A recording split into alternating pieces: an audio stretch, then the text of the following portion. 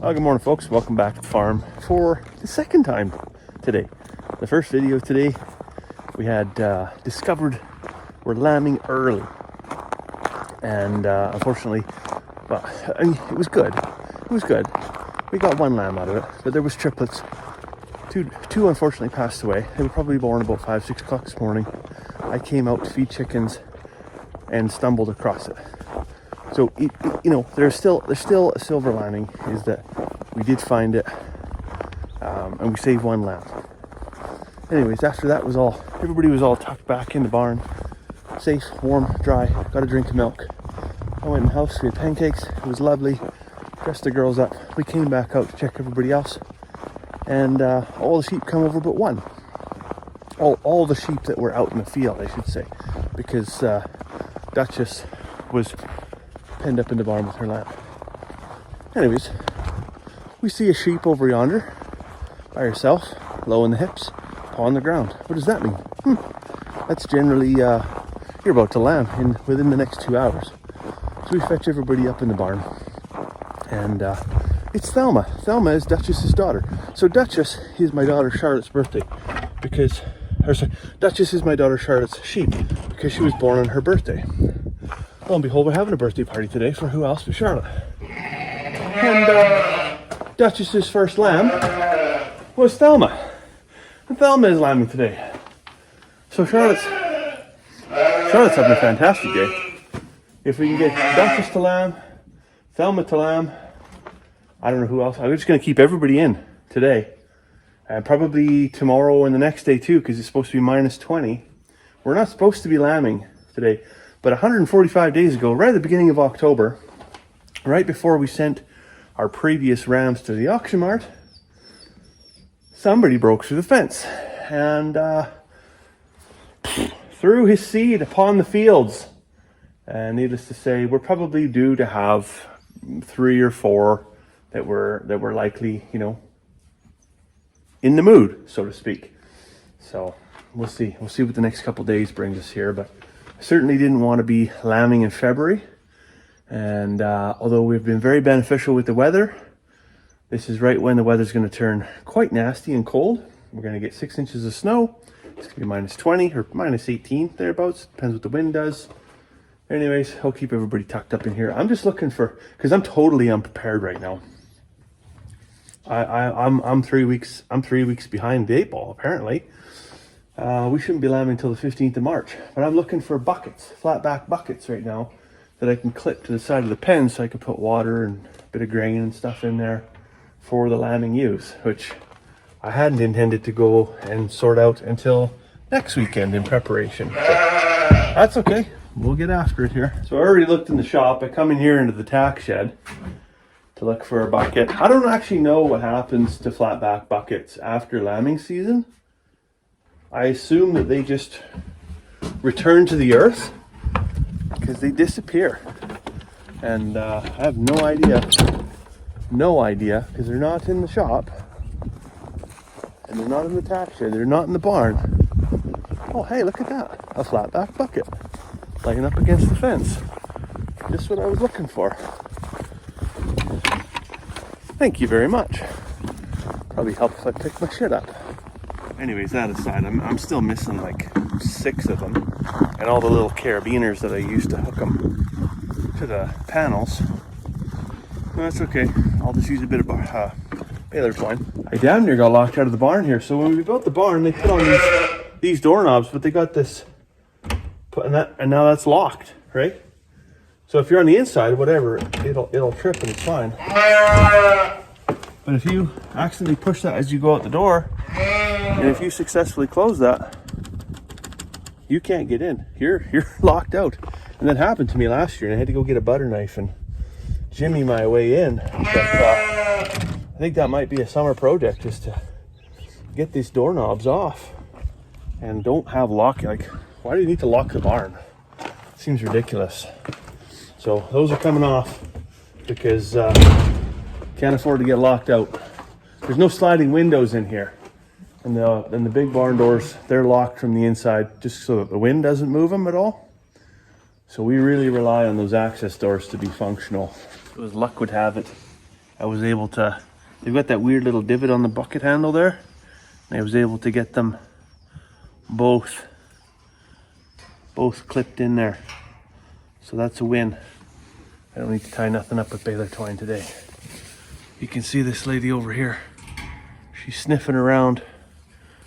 She's doing a bit of pawing, laying down.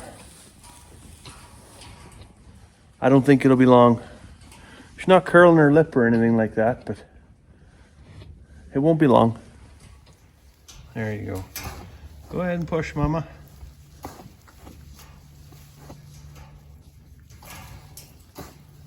I'm just gonna hunker down here in the corner of the pen. Hopefully she gets this over. I'm holding a squat here, so hopefully she manages this quite quickly. Otherwise, I'll really stretch my leg muscles out. You can do it there, Mama. Good job.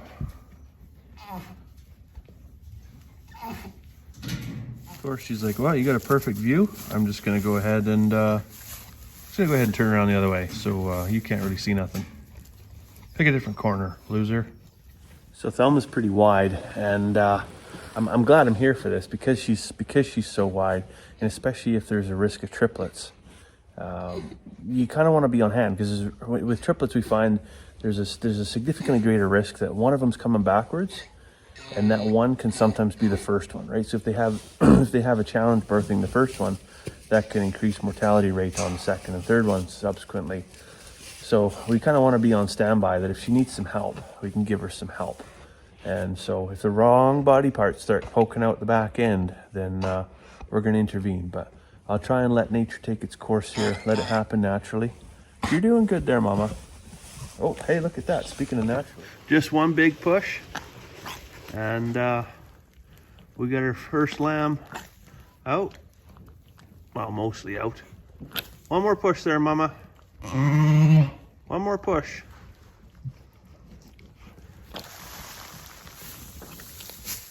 Oh, there we go.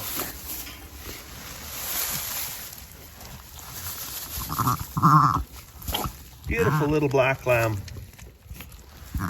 Good job, Mama. Good job. So she'll lick this lamb dry. That'll help motivate the lamb to get up and walk and go for that first drink.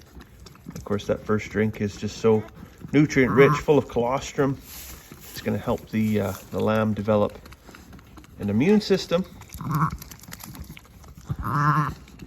And then probably within 10 to 15 minutes here, we'll expect another one. We would expect twins. Like I said, maybe even triplets out of this girl. And so this moment here, or these moments for sure, are pretty critical between the ewe and the lamb for bonding. We see if you lamb out on the pasture, quite often the ewe and the lamb can get separated, and then maybe the lamb won't be accepted, it'll be abandoned, or it'll be stolen perhaps even by another ewe. And so that's why we got 6x6 jugs here. It's actually a little big. 4x4 is a pretty good measurement, but it allows them to stay together, maintain that bond, and nobody gets mixed up. I just fetched up a square bale for the ewes that are going to stay in here, and then I mixed off some grain and molasses and put it in a tub just to give these other girls some nutrition here while they stay in the barn. And it looks like Thelma's maybe about to go for number 2. Sometimes you can wait, I've seen even up to 2 hours between lambs. So much so that you're like, oh, I'm sure they're done. I'm sure there's no way there's another lamb coming. But I keep the camping chair here now, specifically because sometimes it's cold. It's nice to just sit in the chair, your back against the wall, and just wait and be patient. And patience pays off. Won't be long now.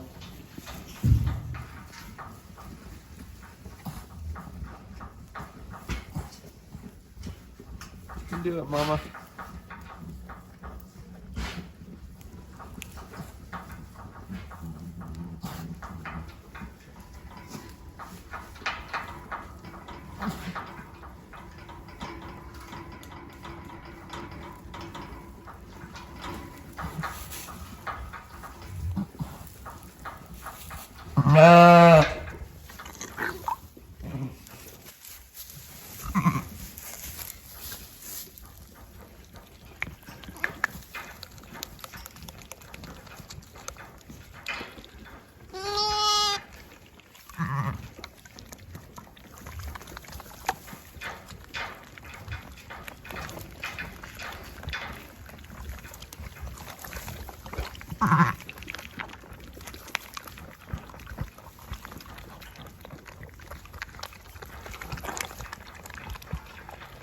Couple of beautiful lambs, nice big ones too.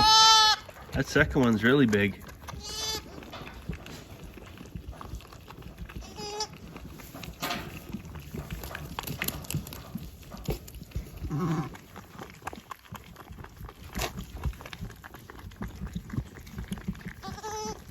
Well, we're back from the birthday party there. We rented the Hythe Community Center, which is basically an old, like a junior high school. So tons of room for the kids to run around, play basketball, rollerblade, get all their wiggles out. Shenanigans were afoot. We're home now. We got one kid sleeping in the vehicle, 3 girls playing Barbies in the house.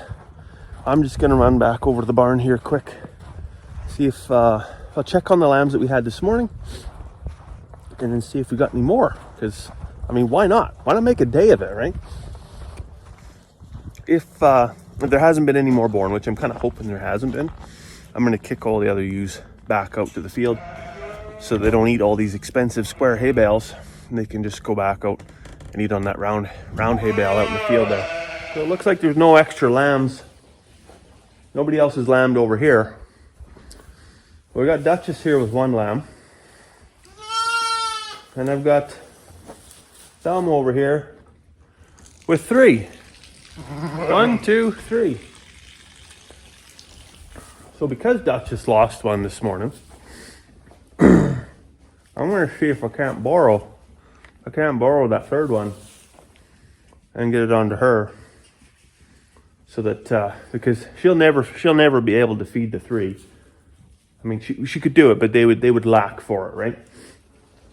So we'll get that one, see if we can get it over here. You're all right there, Duchess. Let that little lamb go for a drink. Hey? Think you could do that for me? You think you could help us out? Be fantastic if you could.